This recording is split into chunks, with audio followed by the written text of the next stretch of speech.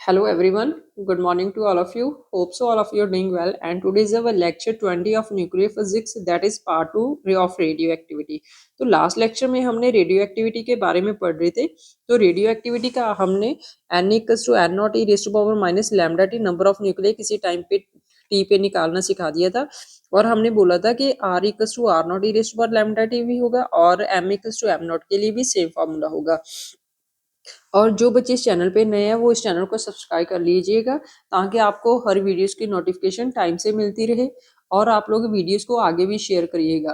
क्योंकि यहाँ पे देखिएगा हमने आपके लिए CSIR नेट JRF जैसे टिफर और जितने भी क्वेश्चन प्रीवियस ईयर क्वेश्चन हमारे 2011 से लेकर 2023 तक हम कंसेप्ट्स और उनके जितने भी प्रीवियस ईयर क्वेश्चंस है वो सारे यहाँ पे आप लोगों को करवाए जाएंगे। अभी हमने न्यूक्लियर फिजिक्स की सीरीज स्टार्ट करी है, तो न्यूक्लियर फिजिक्स का लगभग हमारा कंप्लीट होने वाला है। अभी एक और लेक्चर लगेगा हमारा रेडियो एक्टिविटी का, उसके बाद हमने पार्टिकल फिजिक्स स्टार्ट करेंगे और पार्टिकल फिजिक्स स्टार्ट करने से पहले हम न्यूक्लियर फिजिक्स का टेस्ट रखेंगे।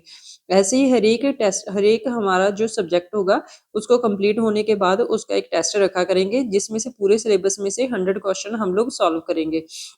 2-3 वीडियो हम टेस्ट की डाला करेंगे, तो आप लोग कंसिस्टेंसी रखिएगा और पेशेंस रखिएगा और अपने हाथ से क्वेश्चन को सॉल्व करने की कोशिश करिएगा।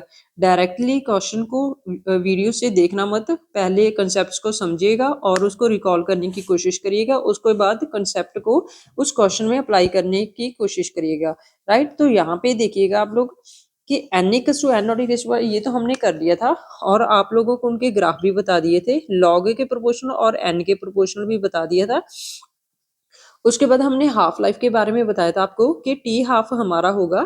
टी हाफ कब होगा आपका, जब कोई T is equal to T half कब होगा, जब आपके number of nuclei N equals to N naught by 2 होगा। और टी हाफ की वैल्यू हमने निकाली थी ln 2 डिवाइड बाई लैम्डा या फिर हमने 0.693 बाई लैम्डा किया था। राइट, उसके बाद हमने मीन लाइफ किया था और इसका भी हमने आप लोगों को ग्राफ बताकर बताया था। ठीक है, तो आगे देखिएगा कि T equals to T mean का क्या मतलब होगा। हमने ये भी बताया आपको कि टी हाफ और टी मीन की क्यों जरूरत पड़ी, हमने पूरा टाइम क्यों नहीं फाइंड आउट किया। इसका पूरे का क्वेश्चन हमने लास्ट लेक्चर में डिस्कस कर लिया था। तो टी मीन कब होगा, जब हमारे number of nuclear N naught by e हो गए। और हमने आपको बताया था कि ये टी मीन होगा आपका 1 बाई लैम्डा और T mean equals to 1.44 T half होगा। और इसका भी आप लोगों को ग्राफ बता दिया था। और एन बाई एन नॉट का एक और रिलेशन किया था जो हमारा 1/2 एन के प्रोपोर्शनल था। और यहाँ हमारा एन था T upon T half. T हमारा टोटल टाइम था, टी हाफ हमारा हाफ टाइम है, टी के ऊपर बार है वो हमारा मीन लाइफ टाइम है। ठीक है, तो अभी तक हमने इतना कर लिया था।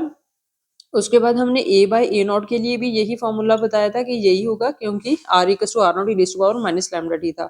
और एम बाई एम नॉट के लिए भी आपको यही फॉर्मूला बताया था। तो अभी तक हमने ये सारे क्वेश्चन कर लिए थे और मतलब ये कंसेप्ट डिस्कस कर लिए थे। उसके बाद हमने आप लोगों को बताया था कि हमारा जो एक्स से वाई न्यूक्लियाई, हमने अभी तक सिर्फ एक न्यूक्लियस लिया और उस न्यूक्लियस को डिसइंटीग्रेट होने दिया और डिसइंटीग्रेट होने के बाद वो अभी स्टेबल न्यूक्लियस बन गया। उसके बाद फर्दर डिसइंटीग्रेशन हमने नहीं किया। ठीक है, हमने सिर्फ वाई तक ही किया था।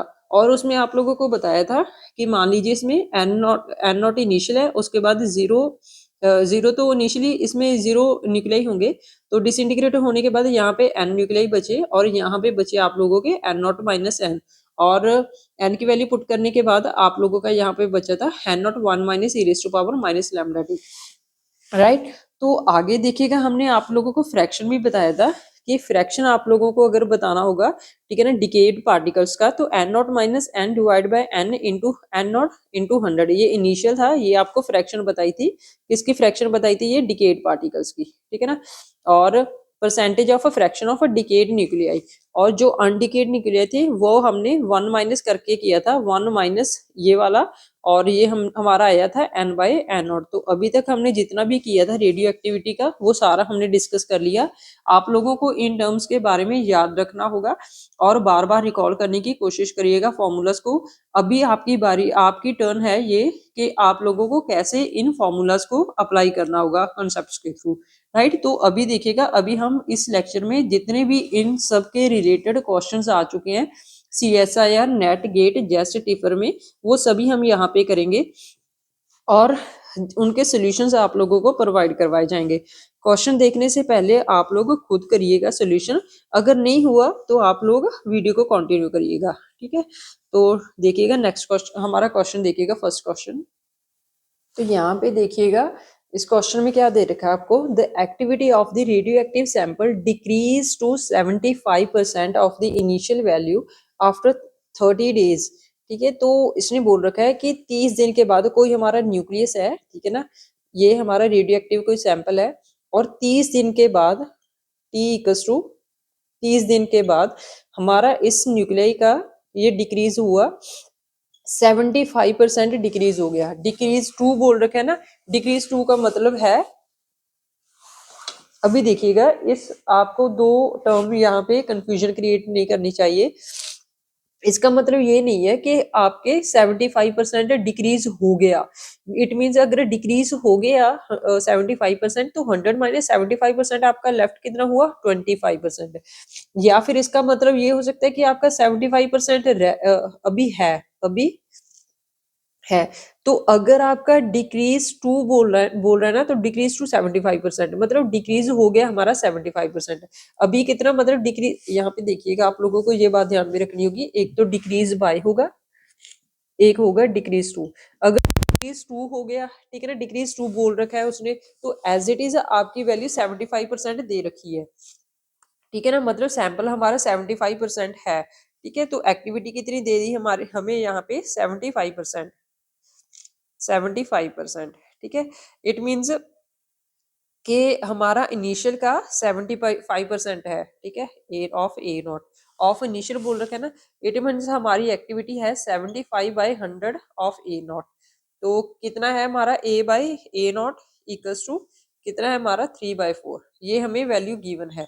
आपको यहाँ पे ये वैल्यू नहीं पुट करनी होगी कि 25% रह गया, कि अगर उसने बोला क्या होगा कि डिक्रीज बाय, तो इट मीन्स आपका 25% रह गया और 75% आपका डिक्रीज हो गया, ठीक है। डिक्रीज टू का मतलब है कि अभी आपका 75% है, ठीक है, अभी है जो रिसेंटली इस टाइम पे है, उसका मतलब है डिक्रीज टू, ठीक है। तो आगे देखिएगा, तो एक्टिविटी देखिएगा क्या होगी, a equals to a naught e raise to power minus lambda t. तो ए कितना होगा हमारा, ए बाई ए नॉट की वैल्यू कितनी है हमारी 3/4 equals to e raise to power minus lambda T. और यहाँ पे नेचुरल लॉग लीजिएगा ln 3 माइनस ln 4, ठीक है, upon lambda equals to t. यहाँ पे इसको माइनस कर लीजिएगा, माइनस साइन लिखिएगा आप लोग, यहाँ पे माइनस साइन लिख लीजिएगा, और टी की वैल्यू यहाँ पे देखिएगा अपॉन टी की वैल्यू पुट करिएगा, ये लैम्डा टी हो गया ना अभी, क्योंकि हमने नेचुरल लॉग ले लिया और एक्सपोनेंशियल से नेचुरल लॉग हमारा कैंसिल हो गया। अभी लैम्डा की वैल्यू हमें निकालनी है और टी की वैल्यू हमें 30 डेज दे रखी है, 30 डेज, ठीक है। और इसको सॉल्व करेंगे तो लैम्डा की वैल्यू निकालिएगा, उसके बाद उसने पूछ रखा है कि the half life of the sample is, तो टी हाफ की वैल्यू हमने हमने आप लोगों को बताया था कि टी हाफ कितना होगा 0.693 अपॉन लैम्डा, ठीक है। तो 0.693 अपॉन लैम्डा की वैल्यू, ये वैल्यू पुट करिएगा, यहाँ पे लैम्डा को सॉल्व करिएगा, कितना होगा ये हमारा 1/100 आ जाएगा, तो डिवाइड बाई 100 अप्रोक्सीमेटली 69.3 डेज होगा टी हाफ हमारा। बस आपको यहाँ पे ये बात ध्यान में रखनी होगी कि डिक्रीज टू पूछ रखा है या डिक्रीज बाय पूछ रखा है। डिक्रीज बाय का मतलब होगा कि इतना ज्यादा हमारा, अभी इंग्लिश थोड़ा ना यहाँ पे सिखाएंगे हम लोग, ठीक है। तो आप लोग ये बात ध्यान में रखिएगा कि डिक्रीज टू का मतलब होगा कि एज इट इज जितना दे दिया वही हमारा सैंपल बच गया उतना। डिक्रीज बाय का मतलब क्या होगा कि इतना परसेंटेज हमारा डिक्रीज हो गया, ठीक है। अभी बचेगा कितना, जो इनिशियल का था, तो जो डिक्रीज हुआ वही हमारा बचेगा, ठीक है। इस बात को ध्यान से देखिएगा। तो नेक्स्ट क्वेश्चन लिखिएगा आप लोग, अभी नेक्स्ट क्वेश्चन लिखिएगा, ये भी हमारा प्रीवियस ईयर क्वेश्चन है। तो इसमें बोल रखा है कि हमें कोई न्यूक्लियस दे रखा है और वो है हमारा कोबाल्ट 2760, और इसका हाफ लाइफ भी आपको दे रखा है, टी हाफ दे रखा है आपको 2 ln 2 इंटू 10⁸ 8 सेकेंड, ठीक है ना, ये आपको टी हाफ गिवन है। The activity of 10 gram cobalt in disintegrate पर सेकेंड, हमें एक्टिविटी निकालनी है इस न्यूक्लियस की जब ये डिसइंटीग्रेट होकर नया डॉटर न्यूक्लियाई बन गया। तो भी एक्टिविटी हमने आप लोगों को बताया था कि जैसे R equals to lambda N आपको बता दिया था ठीक है, हमने लास्ट लेक्चर में ये आपको डिस्कस कर दिया था। और यहाँ पे r इक्वल्स टू लैम्डा की वैल्यू पुट करिएगा, लैम्डा की वैल्यू होगी हमारी ln2, यहाँ पे t हाफ की वैल्यू पुट करिएगा, t हाफ की वैल्यू क्या होगी हमारी ln2 डिवाइड बाय लैम्डा। ठीक है, तो लैम्डा की वैल्यू कितनी होगी ln2 divide by t half into n। ठीक है, तो activity equals to ln2 upon t half की वैल्यू हमें गिवन दे रखी है ln2 इंटू 10⁸ सेकेंड। तो ln2 से ln2 कैंसिल हो गया हमारा, ये बचा n अपॉन 2 इंटू 10⁸ सेकेंड। ठीक है, ये 8 सेकेंड बचा हमारा, ये हमारी एक्टिविटी आ गई। अभी हमें n पता करना है। ठीक है, नंबर ऑफ न्यूक्लियाई कितने होंगे, तो हमें नहीं पता कि कितने नंबर ऑफ न्यूक्लियाई, जैसे किस में पूछ रखा है, पहले यहाँ पे ये बात ध्यान में रखिएगा कि उसने 10 ग्राम ऑफ कोबाल्ट 2760 में पूछ रखा है। बट हमें एक बात तो पता ही है ना, इतना तो हमें पता है कि 1 मोल में हमारे न्यूक्लियाई कितने होंगे, एवोगैड्रो नंबर ऑफ न्यूक्लियाई होंगे। ठीक है ना, तो अगर आपको 60 ग्राम में देखना है, जितना उसका मास है, 60 ग्राम में न्यूक्लियाई कितने होंगे आपके, एवोगैड्रो नंबर ऑफ न्यूक्लियाई। तो 1 ग्राम में कितने होंगे आपके 6.023 इंटू 10⁻23 अपॉन 60 ग्राम। तो 10 ग्राम में कितने होंगे आपके 6 पॉइंट, एवोगैड्रो नंबर होगा ना, एवोगैड्रो नंबर की वैल्यू कितनी होगी 6.023 इंटू 10⁻23 होगा ना, 6.023 इंटू 10⁻23 अपॉन 60 इंटू 10, ये आपके नंबर ऑफ न्यूक्लियाई होंगे। यहाँ पे n की वैल्यू पुट करिएगा, इसको सॉल्व करिएगा, ये हमारा कैंसिल हो गया, और ये इसको n की वैल्यू को यहाँ पे पुट करिएगा 6.023 इंटू 10⁻23 इंटू 6। अभी इसको सॉल्व करिएगा, ये हमारी एक्टिविटी आएगी, ये हमारा आएगा 5.01 इंटू 10⁻14 डिसइंटीग्रेशन पर सेकेंड। ये हमारी एक्टिविटी आ गई, राइट। बस आपको इतनी बात ध्यान में रखनी होगी कि अगर उसने एक्टिविटी पूछी है तो एक्टिविटी का फॉर्मूला हमें पता है। ठीक है, हमें हाफ लाइफ दे रखी है, तो हाफ लाइफ का और लैम्डा का रिलेशन भी पता है, और वैल्यूज पुट करिएगा और डायरेक्ट सोल्यूशन निकालिएगा।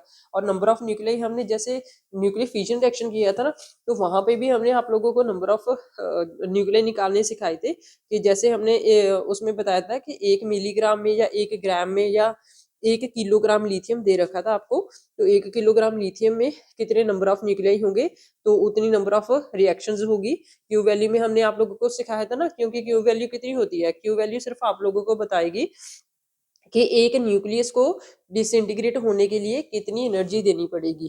ठीक है, वो हमारी क्यू वैल्यू थी। पर हमने लिथियम 1 किलोग्राम के लिए निकाला था, तो पहले उसमें number of nucleus find out किए थे, तभी हमें पता चला था कि उसमें कितने नंबर ऑफ न्यूक्लियाई है, तो कितनी नंबर ऑफ रिएक्शंस होगी, तो कितनी हमारी एनर्जी रिलीज होगी। ठीक है, तो आगे लिखिएगा। सिमिलरली हमने यहाँ पे number of nuclei find out करना सीख लिया। तो यहाँ पे एक और क्वेश्चन लिखिएगा, ये क्वेश्चन है आपका, ये आपका क्वेश्चन है कि आपको रिएक्शन दे रखी थी कि और उसमें बताना था कि आपके कितने अल्फा और बीटा पार्टिकल्स टिके हुए। ठीक है, जैसे आपका दे रखा था यूरेनियम 92 238, और आपका एंड प्रोडक्ट था यहाँ पे लेड 82 206। इसमें बताना था आपको कि कितने अल्फा डिके हुए और कितने बीटा डिके हुए। ठीक है ना, कितने अल्फा और कितने बीटा पार्टिकल हमारे यहाँ पे एमिट हुए, how many alpha and beta particles, alpha and beta particles emitted. ठीक है, और आपको ये बात ध्यान में रखनी होगी, जैसे हमें पता है कि अगर अल्फा पार्टिकल डिके होता है, हमें पता है कि जब हमारा अल्फा डिके होगा एक्स जेड ए से, और वाई जेड -2 ए -4 बनेगा, और अल्फा हमारा एमिट होगा। ठीक है, इट मीन्स हमारा जो मास नंबर है वो ए से ए -4 हो गया, मीन्स 4 टाइम्स हमारा कम हुआ। ठीक है, मतलब 4 यूनिट कम हुआ। ठीक है, सिमिलरली यहाँ पे मास देखिए 238 से 206, तो कितना कम हुआ, 238 से हमारा 206 कम हुआ। ठीक है, तो कितना कम हुआ ये हमारा, ये कम हुआ हमारा 32 यूनिट। इट मींस हमारी 32 इसके मास नंबर कम हुआ ना, इसका 32 मास नंबर कम हुआ। 38 माइनस 206 कितना हुआ 32, दोनों को सब्ट्रैक्ट करोगे ना, तो 4 एक एक अल्फा डिके होने में जब आप लोग एक अल्फा डिके होगा, यहाँ पे एक अल्फा डिके हो रहा है ना, तो एक अल्फा पार्टिकल निकलने के लिए 4 यूनिट हमारा मास नंबर कम हो जाता है, ठीक है। तो अगर 32 यूनिट हमारा मास कम हो रहा, तो हमारे कितने अल्फा पार्टिकल डिके होंगे? 32 divide by 4, 8 alpha particle, 8 alpha particle decay होंगे, ठीक है, 8 अल्फा पार्टिकल। ये बात ध्यान में रखिएगा। ये पता चल गया ना कैसे आया, कि आपको पता है यहाँ पे देखिए, एक अल्फा डिके होगा तो कितना यूनिट कम होगा? 4 यूनिट। 2 अल्फा होगा तो 8 यूनिट कम होगा। 3 अल्फा होगा तो कितना होगा? 12 यूनिट। और 4 होगा तो 16 यूनिट आपका कम होगा। 5 अल्फा पार्टिकल बाहर निकले तो 20 यूनिट कम होगा। 6 अल्फा कम हुए तो 24 यूनिट कम होगा। 7 अल्फा निकले तो 28 यूनिट कम हुआ।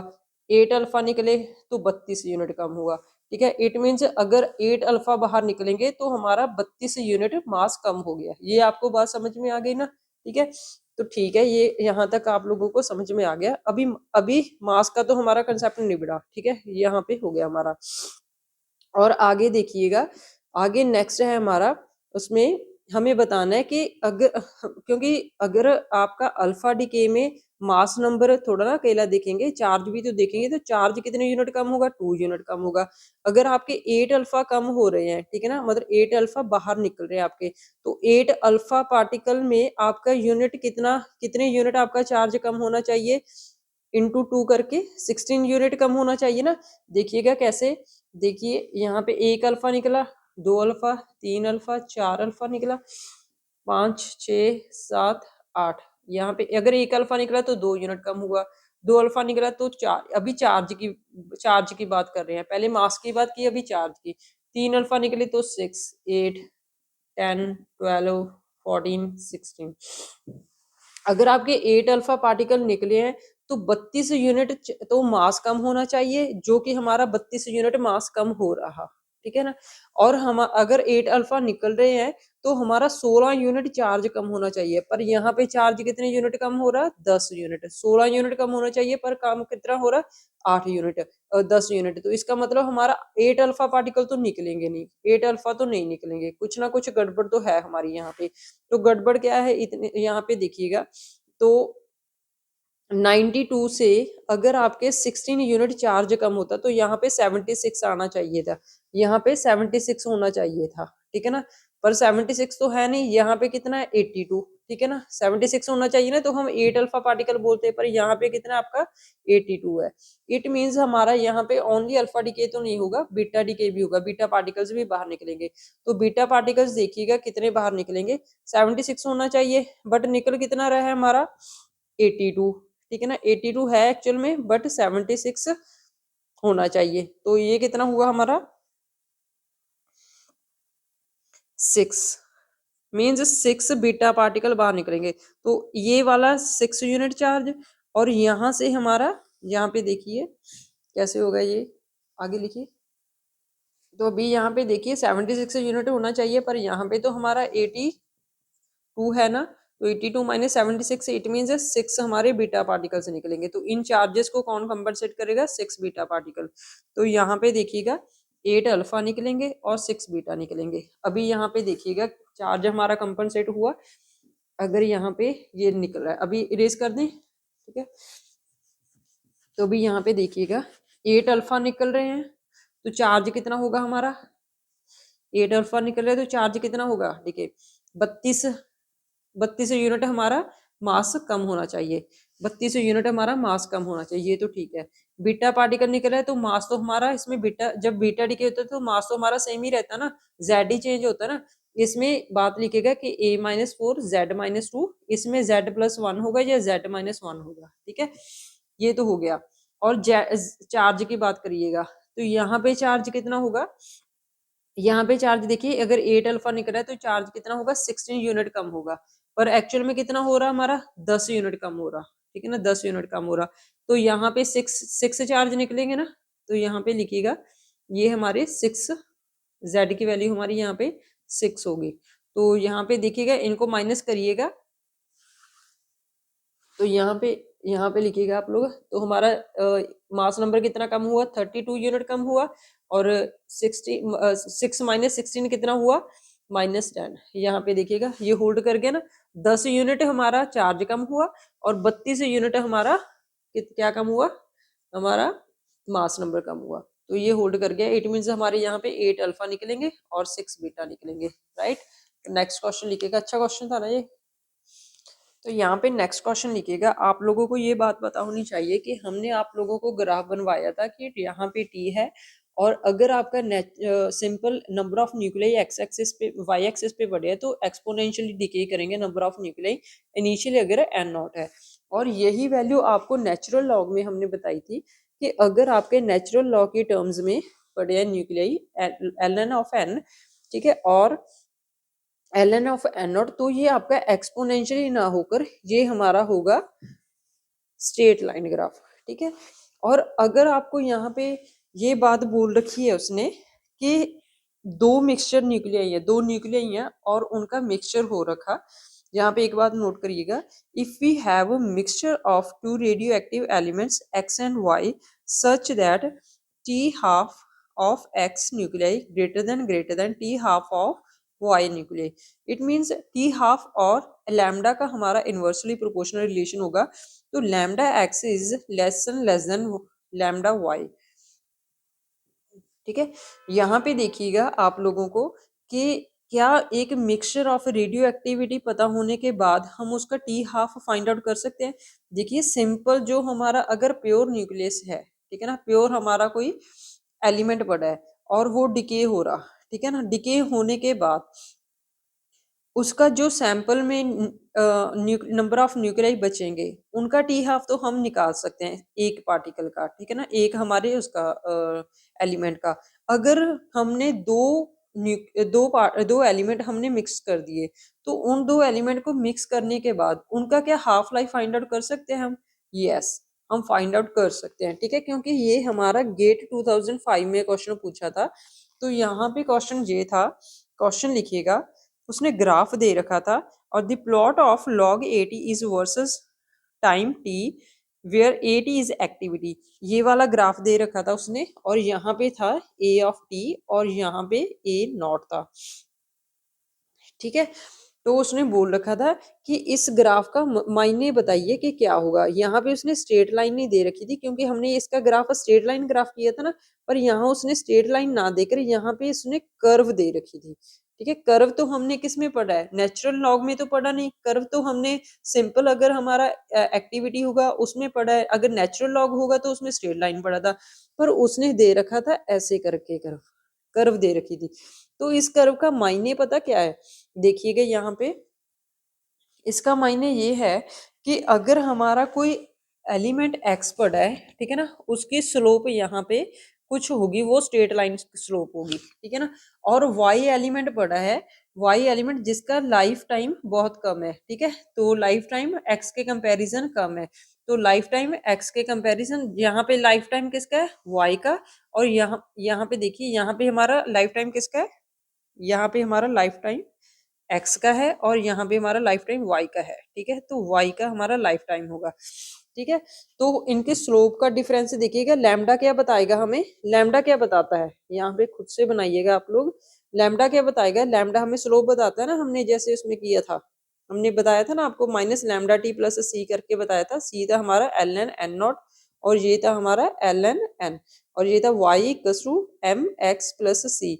तो स्लोप कौन बताता था हमें? लैम्डा। तो लैम्डा ये वाला स्लोप बताएगा, जिसका लैम्डा कम होगा उसकी स्लोप कम होगी, जिसका लैम्डा ज्यादा होगा उसकी स्लोप ज्यादा होगी, ठीक है। तो यहाँ पे ग्राफ देखिएगा कि यहाँ पे टी था और यहाँ पे था आपका लैम्डा, ठीक है, और टी हाफ किसका ज्यादा है? एक्स का, तो टी हाफ किसका ज्यादा होगा? एक्स का रखिएगा, ठीक है ना, एक्स का टी हाफ ज्यादा रखिया, और टी हाफ किसका लेस है? वाई का, और उसकी स्लोप क्या है? ज्यादा है, ठीक है, वाई की स्लोप क्या है? ज्यादा, इसकी मतलब हमने वाई की स्लोप ज्यादा बना दी और एक्स की स्लोप हमने थोड़ी सी कम की, ठीक है ना। तो दोनों को स्लोप देखिए यहाँ पे ऐसे बनेगा, ठीक है ना, और जब इन दोनों को आप लोग मैच करोगे ना, इन दोनों को, तो ऐसे कर्व बनेगा। तो उसने थोड़ा सा इसको टिल्ट करके बनाया था उसमें एग्जाम में, ठीक है ना, ऐसे करके टिल्ट करके बनाया था। अब ये जो टिल्ट करके बना, ये हमें ग्राफ क्या बनाएगा?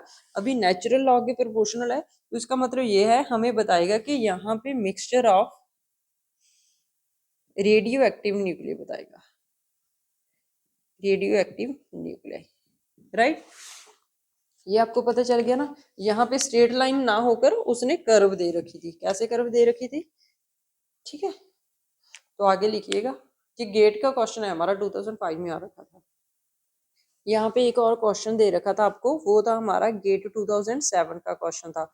तो वो क्वेश्चन था आपका कि आपको हाफ लाइफ दे रखी थी रेडियो एक्टिव न्यूक्लियर की 4 × 10⁸ 8 ईयर्स, और उसने बोल रखा था if there are 10⁻³ radioactive nuclei in a sample today.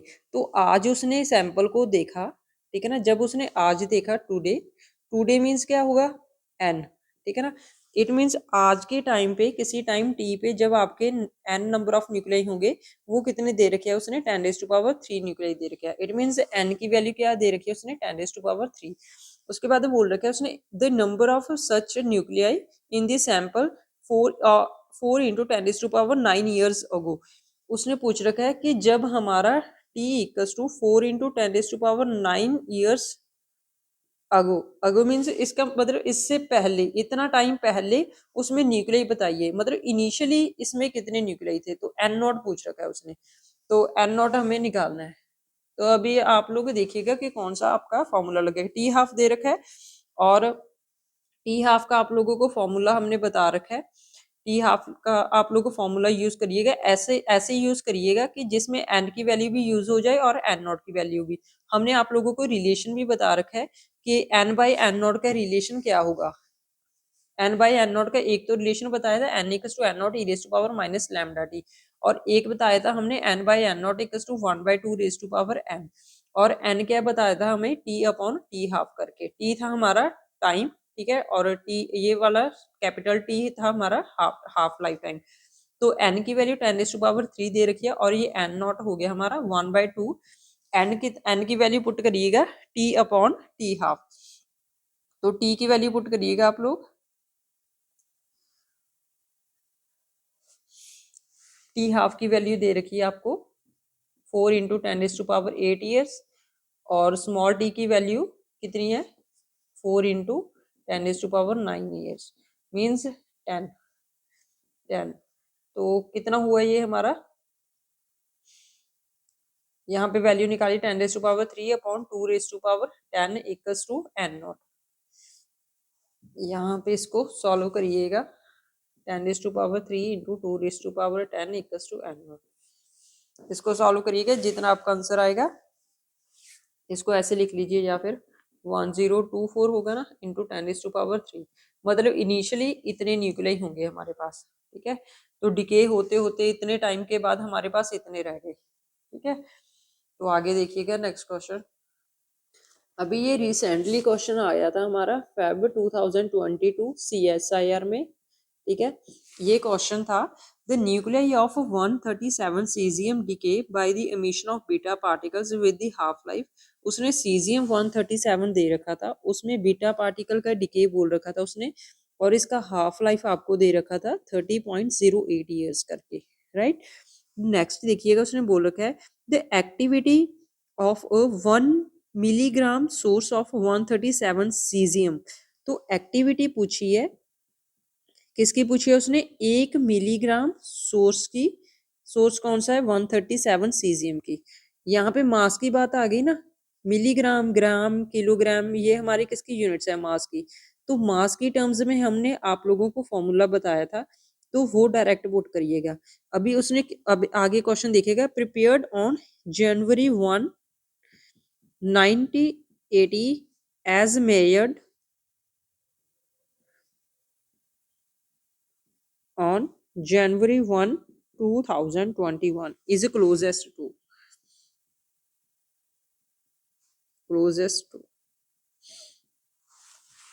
तो यहाँ पे देखिएगा, हमें m by M naught equals to 1/2 ये फॉर्मूला बताया था लास्ट लेक्चर में। तो n की वैल्यू क्या बताई थी? t upon T half. तो t हाफ की वैल्यू आपको दे रखी है 30.08 ईयर्स, राइट। तो टी की वैल्यू निकालिएगा जनवरी 1 1980 से लेकर 2021, जनवरी 1 2021, तो कितने साल हो गए? 2021 से 1980 से 2021 तक हमारे 41 ईयर्स हो गए, ठीक है ना। तो ये हमारी एन की वैल्यू आ गई। तो एन की वैल्यू पुट करिएगा यहाँ पे, और एम नॉट की वैल्यू आप लोगों को इनिशियली दे रखी है, यहाँ पे पुट करिए M equals to 10⁻³ gram 1/2 41 upon 30.08 years. तो ये कितना हुआ, इसको सॉल्व करिएगा। 10⁻³ इंटू 0.38876 करके ये हमारी m की वैल्यू आ गई, राइट। तो आगे देखिएगा, इसने पूछा क्या है, इसने एक्टिविटी पूछी है। तो एक्टिविटी क्या होती है? एक्टिविटी का फॉर्मूला आप लोगों को बताया था, a = लैम्डा n। तो लैम्डा की वैल्यू और n की वैल्यू चाहिए हमें। अगर हमें टी हाफ पता है तो लैम्डा की हमें वैल्यू एज इट इज निकल जाएगी। तो यहाँ से तो आप लोग लैम्डा की वैल्यू निकाल ही लीजिए।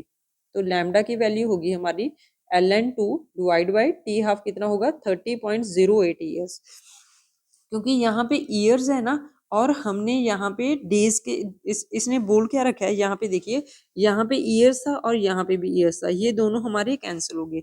और यहाँ पे लैम्डा की वैल्यू हमें इन टर्म्स ऑफ, क्योंकि उसने पूछ रखा है कि डिसइंटीग्रेट पर सेकंड पूछ रखा है, तो पर सेकंड की टर्म्स में निकालना है।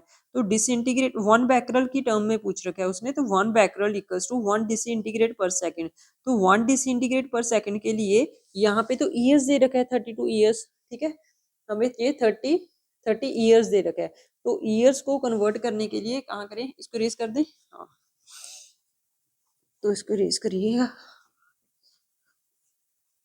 तो यहाँ पे निकालिए लैम्डा की value, lambda equals to ln2 T half की वैल्यू होगी ना, तो ln2 टी हाफ की वैल्यू दे रखी है हमें 30.08, तो ln2 ये ईयर्स में दे रखी है, तो 30.08 इंटू 365 डेज एक साल में, और 24 घंटे से मल्टीप्लाई करेंगे, और 60 मिनट और 60 सेकेंड, ये हमारी लैम्डा की वैल्यू होगी।